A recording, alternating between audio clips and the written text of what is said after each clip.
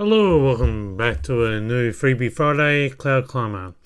This was released in 2021 by Two Star Games, which is a indie solo developer named Gavin Eisenbeis.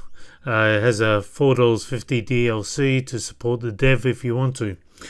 1,000 years ago it stopped raining and all Earth's water evaporated into the clouds. For over 100 years people have been building towers to attempt to reach the clouds so they can get the water they need to survive. And for over 100 years they've failed. It's been a long time, but you're not done building yet. Cloud Climber is a short narrative adventure game that can be completed in 10 to 15 minutes. You must explore each tower to uncover the full story of what happened and find a way to the last tower to continue building higher. The game is a casual, thought-provoking experience that tells a unique and compelling story. So this was back in December 2020. There was a game jam with the theme "It's been a long time, but we are not done yet." And this solo developer entered that game jam with this one. And this is the DLC. And what we're going to do, I've bought the DLC. I'm going to intertwine the character cards in with the main game. So Choo Choo Charles is another game from the developer that you can buy. We're going to put it on Epic, and as I said, I'm going to interdispense the character cards with the main game. So you'll notice we're getting up, which seems to indicate that we sleep here. Another day has arrived. I'd best get my water before going to work. Going to get his water. So we're going to get the key, we're going to take out the water from the chest, and we're going to read this diary of Stan. I may need to get to the neighbouring tower in the future, but I know the other builders keep the entrance to the bridge locked. I saw a key on the table at the top of our tower a few weeks ago before I went to get more building supplies. I haven't been up there in a few days, so I'll need to check if it unlocks the bridge door. If the other towers ever become vacant, I might need to get across, so I'll have to keep this in mind. So Stan seems relatively new. He doesn't know a lot of the things. It's only surmise. Seems to indicate that we might be Stan. This is the character card. Stan is a builder architect on the first tower and makes all the fine adjustments and measurements to make sure the tower is sturdy. He doesn't trust the other builders and usually works slower on the tower to stay away from them. This is because they all get angry at him whenever he measures something and tells them it needs adjustments. And you'll notice we are sort of at the lower end of the tower as we get out of the front door. Construction on the last tower stopped weeks ago.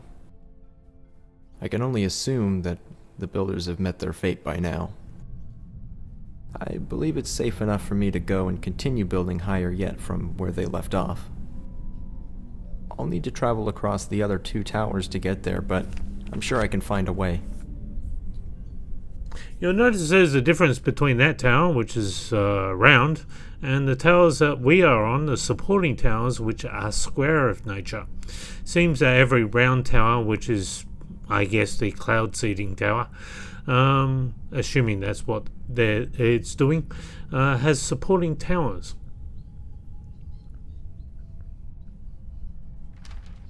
Bernie the Great and Terrible. For months we've been building faster than ever, yet it seems as if every time we complete a new level, the clouds raise higher and higher. I could have sworn we were close to them decades ago, but we are still not done yet. I can only hope that we're getting close. Signed, Bernie the Great and Terrible. Remember the game jam, the theme was, it's been a long time, but we're not done yet. So this is the whole premise, is that we're building towers to try and reach the heavens. Bernie considers himself the brain behind the architecture and construction of the tower he's on. For some reason he got the idea that he was the best builder and should become the foreman. He always carried his notebook around to document how well everyone is working, and always makes sure to let them know if he thinks they are not working hard enough. Not a very well liked character.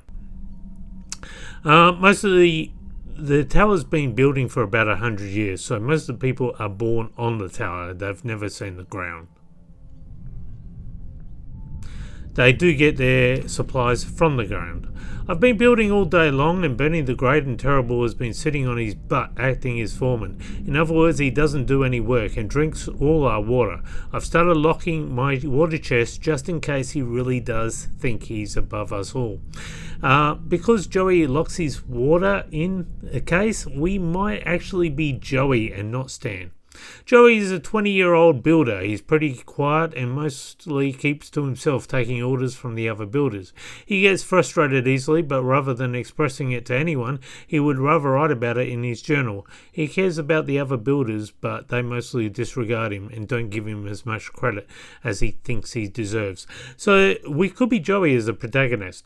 Everyone else is dead, so Joey might be here by himself for quite a long time. We might be a little bit older. And interestingly, he still locks his water away in the chest as a matter of habit. You'll notice that the towers over there are also round, but they have no supporting towers. So if everyone dies, does the supporting towers get ripped down? Possible, as a cemetery. You'll also notice that there's no bodies on here, so when people die, they just simply get thrown off. That's it. And I guess enough bodies collect at the bottom of the towers, maybe an investigation occurs. So are we any of the protagonists, or are we someone that's been sent to investigate the welfare of the tower? Don't know. Game doesn't really explain.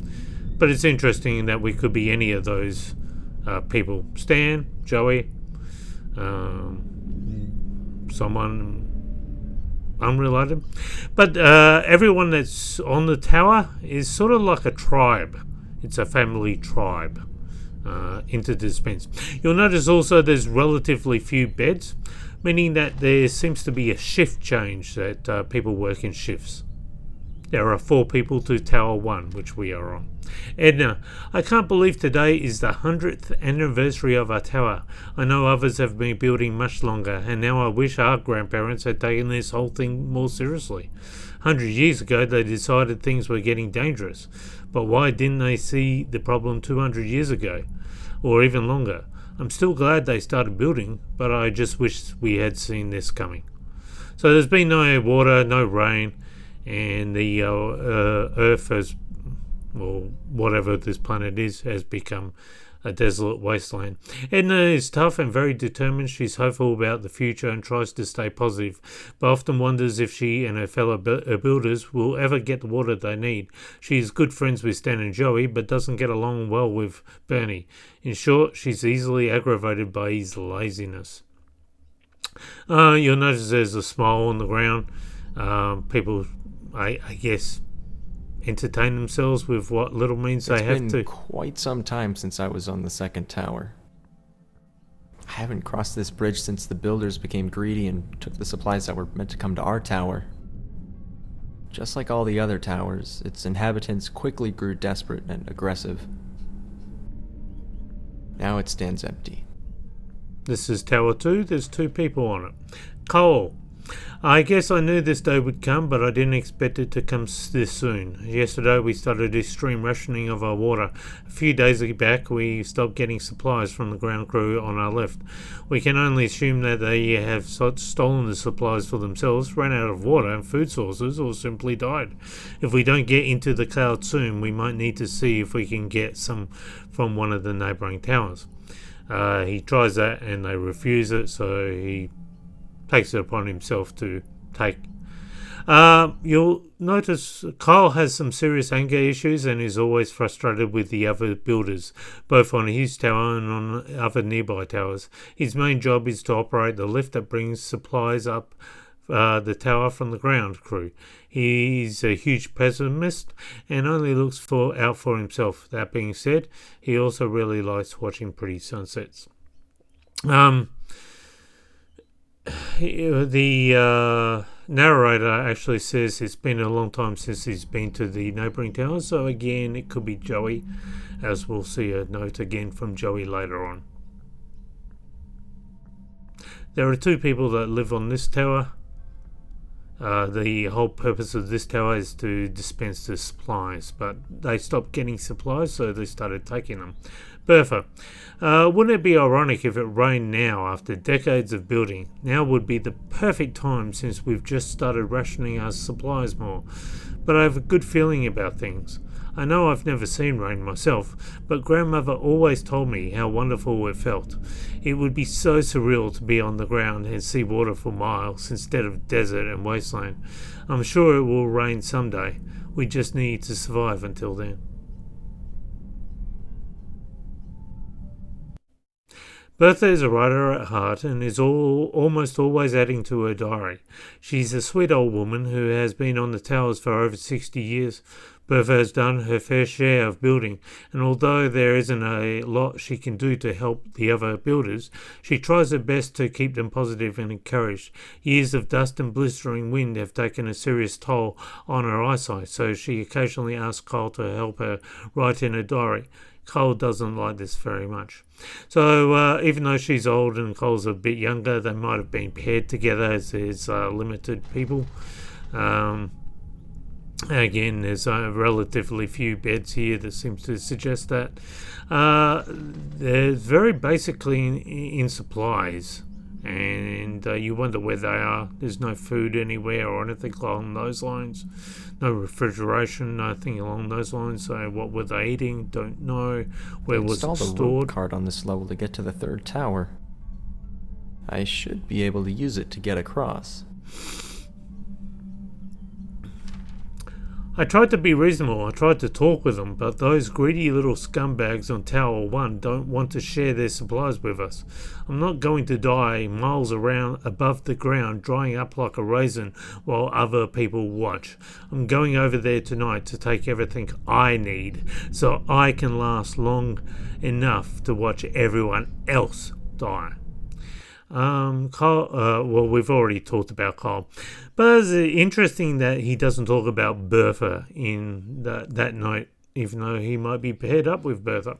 As I said, Tower 2 was to dispense to Tower 3, and Tower 3 would then take their supplies and pass it on to Tower 1 by the looks, as shown by the rope bridges. Or it's possible that Tower 2 just walked across the bridge and dispensed supplies themselves.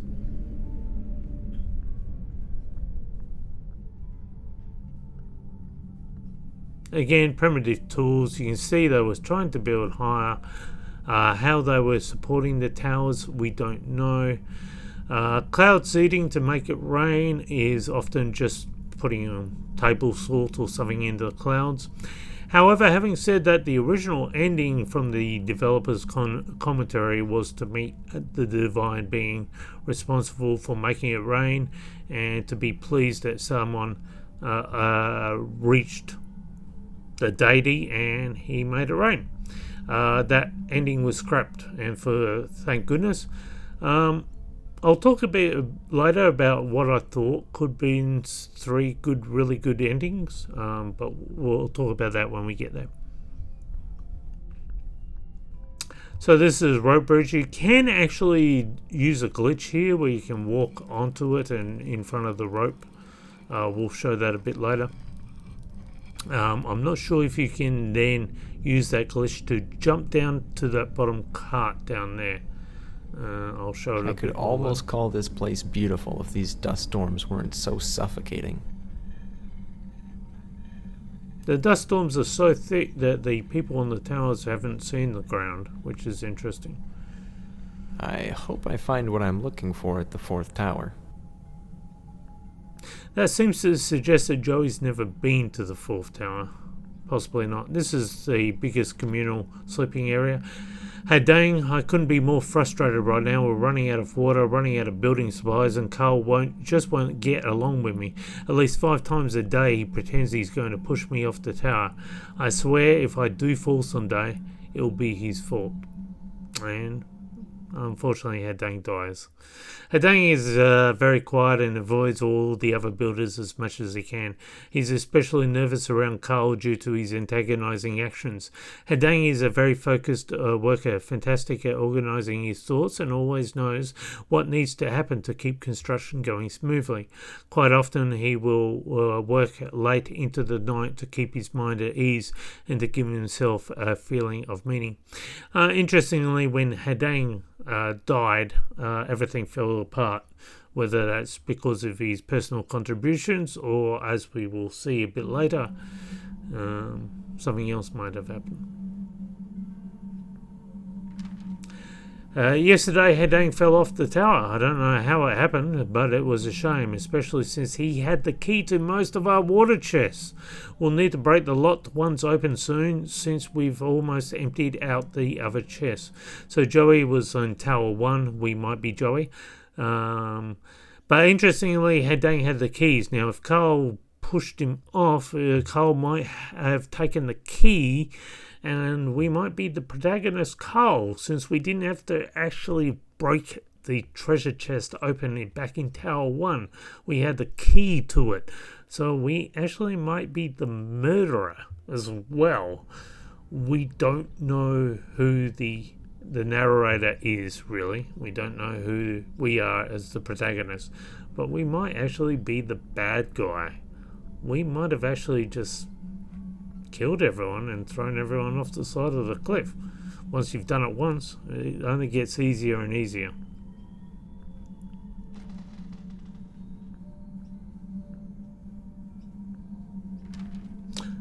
I just can't get over it. Hadang gives the absolute best reactions when I mess with him. For the past week I've been pretending to get mad and shove my arms at him as if to push him off the tower. I don't think this will ever get old, and I can tell Hadang loves it. Seems Cole might be a bit naive. But as I said, Cole is a fantastic builder and does all the heavy lifting on his tower. He's jolly and means well to everyone, but he's actually quite a nuisance. He doesn't realise it and probably never will. Being very outspoken, Cole unknowingly rubs everyone the wrong way. And at his size, no one ever questions him. Interesting. Are we this guy?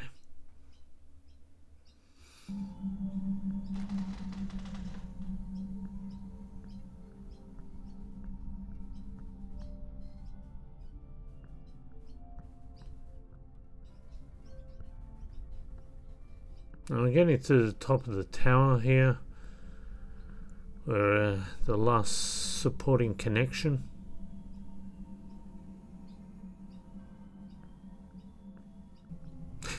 So one thing I find interesting, I'll need to fix this bridge, is that we've got a severance from the main bridge. The cause of that isn't explained in the game, whether it was the leaders that severed themselves from us, the other towers, or vice versa. It's hard to believe that I'm the last one here. I never thought it would end like this. Makes you wonder what the whole point was in the first place. And here we have a note. A note of ambition. Out of everyone on this earth, our families were the only ones who took the water crisis seriously. We were the ones who started building. We were mocked and told we were insane. We were the ones who everyone looked to when the lakes and the rivers dried up. Our blueprints were the ones that were stolen as people became desperate. Out of everyone on this earth, we are the ones that deserve to survive. The clouds are brimming with liquid life, but are still so evasive. We've been building for a long time. We're not done yet. We have farther to go. We will climb the clouds, the son of Zilka. And just to show you what I was talking about before, there seems to be a hierarchy. So as we saw, Tower 2 was responsible for the supplies. They would send the supplies to Tower 3, who would then dispense it to Tower 1. Now there is a glitch where you can go in front of the cart. I don't know if you can drop down to the lower cart. Kevin is one of the 5 brothers and 3 sisters whose grandparents started building the very first tower when the drought began. He believes that his family line were the only people who should survive, and that the gods themselves had destined them to prevail. The rest of his family believe he's gone insane, and I'd have to agree with them.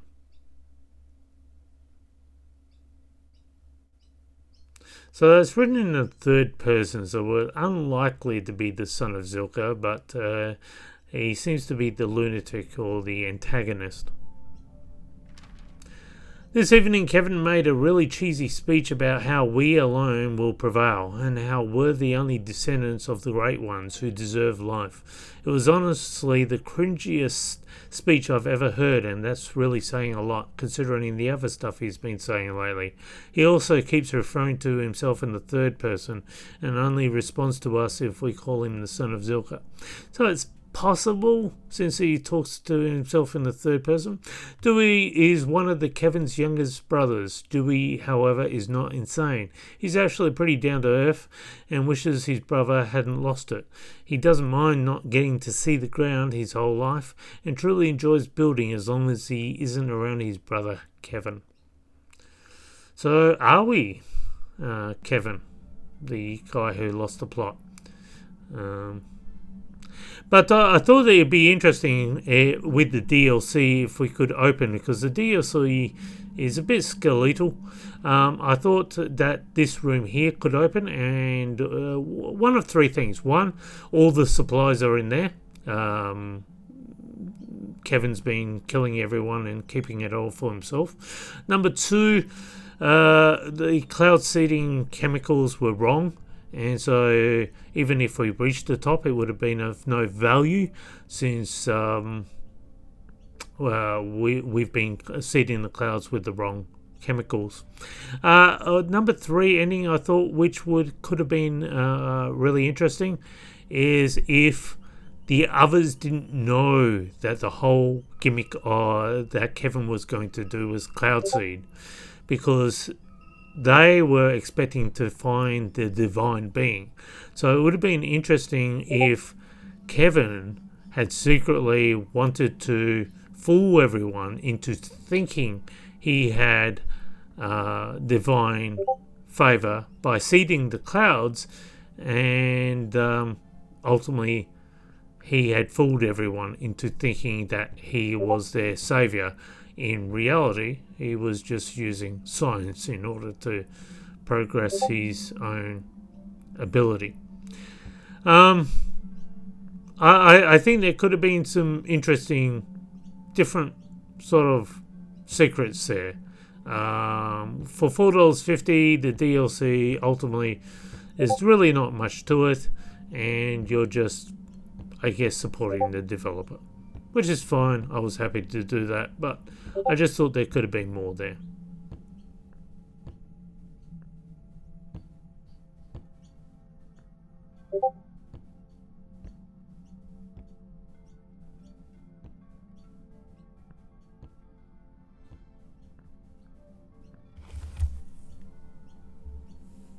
This place really is beautiful, even with the dust storms. It's peaceful in a way. I've been working on that tower my whole life, and I've never once stopped to appreciate what we'd spent our lives building. We only looked up to the clouds, hoping we'd someday reach them, so we could prolong our lives. But now that everyone's gone, I know any attempt I might make at accomplishing that would be futile. Rather than spending the rest of my life building a tower, maybe it's time I took a break. It's been a long time, but I think I'm finally done. So there we are. Out of all the families, this is the only family that was able to get their main tower to the heavens, and ultimately he gets divine blessing, and he's the sole person to see rain on this planet. So that was the interesting ending that the developer has. We'll now look at a few different things.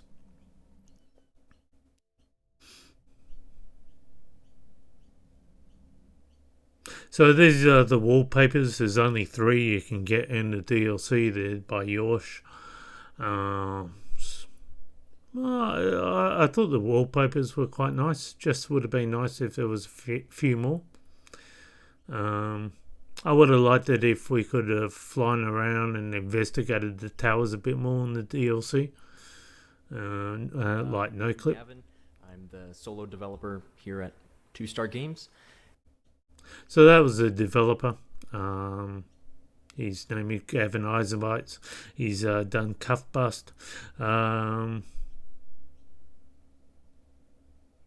Choo Choo Charles, which he's predominantly known for horror games. The only reason why he did this Cloud Climber is because he wanted to enter in the Game Jam, and he nearly never made it into that. Night in River Aga, I can't even say it, is a prequel to My Beautiful Paper Smile. That's free, and My Friend is a Raven is also free. This is his, he's on itch.io. What I found interesting is he's constantly got scammers that are trying to replicate his stuff, and that's one of them. It started getting attention from now he's going to show the gimmicks, the glitches that you can make.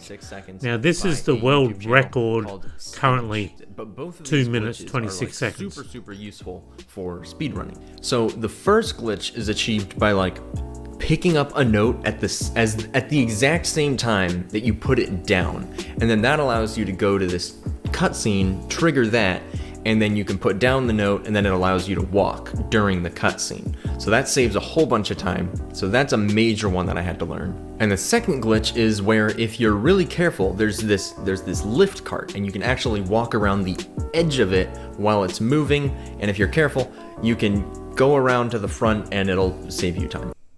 I was never able to replicate either of those. Check out his YouTube channel. He's definitely a famous YouTuber. Check out his speedrun. He tries to speedrun beat the speedrunner. And check out the video where he makes a horror game in 24 hours. Both of them were quite very entertaining. They decided to thank Gavin, and then until next time, bye for now.